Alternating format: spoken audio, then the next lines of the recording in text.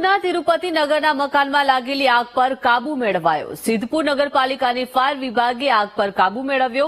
ઉલ્લેખનીય છે કે મોડી રાત્રે પરિવાર ઊંઘતો હતો। મકાનમાં આગ લાગી હતી, જેમાં 2 લોકોના મૃત્યુ થઈ ગયા, જ્યારે 3 લોકો ઇજાગ્રસ્ત થયા હતા। શોર્ટ સર્કિટના કારણે આગ લાગી હોવાનું પ્રાથમિક અનુમાન લગાવવામાં આવી રહ્યું છે, જેથી સિદ્ધપુર પોલીસે આગ લાગવાનું સાચું કારણ જાણવા આગળની કાર્યવાહી હાથ ધરી।